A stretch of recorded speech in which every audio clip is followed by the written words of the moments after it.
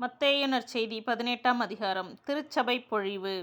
யார் மிக பெரியவர்? அந்நேரத்தில் சீடர்கள் இயேசுவை அணுகி, விண்ணரசில் மிக பெரியவர் யார் என்று கேட்டார்கள். அவர் ஒரு சிறு பிள்ளையை அழைத்து அவர்கள் நடுவில் நிறுத்தி பின்வருமாறு கூறினார். நீங்கள் மனம் திரும்பி சிறு பிள்ளைகளைப் போல் ஆகாவிட்டால் விண்ணரசில் புகமாட்டீர்கள் என உறுதியாக உங்களுக்கு சொல்லுகிறேன்.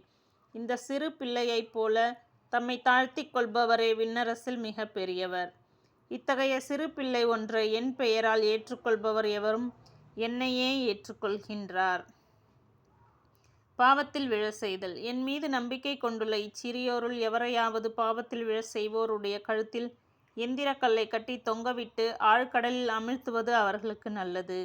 ஐயோ, பாவத்தில் விழ செய்யும் உலகுக்கு கேடு. பாவத்தில் விழுவதை தவிர்க்க முடியாது, ஆனால் ஐயோ, அதற்கு காரணமாய் இருப்போருக்கு கேடு. உங்கள் கையோ காலோ உங்களை பாவத்தில் விழ செய்தால் அதை வெட்டி எறிந்து விடுங்கள்.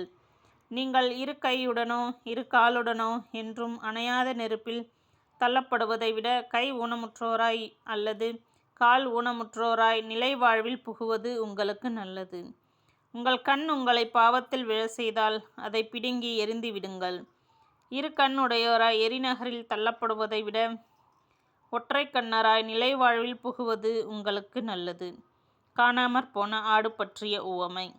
இச்சிறியோருள் ஒருவரையும் நீங்கள் இழிவாக கருத வேண்டாம்.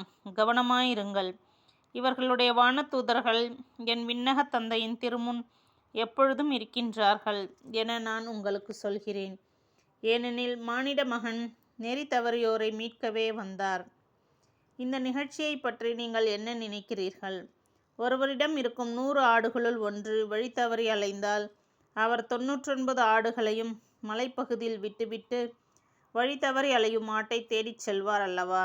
அவர் அதை கண்டுபிடித்தால் வழி தவறி அலையாத 99 ஆடுகளையும் பற்றிய மகிழ்ச்சியை விட வழி தவறிய அந்த ஓர் ஆட்டை பற்றியே மிகவும் மகிழ்ச்சி அடைவார் என உறுதியாக உங்களுக்கு சொல்கிறேன். அவ்வாறே இச்சிறியோருள் ஒருவர் கூட நெறி தவற போகக்கூடாது என்பதே உங்கள் விண்ணகத் தந்தையின் திருவுள்ளம்.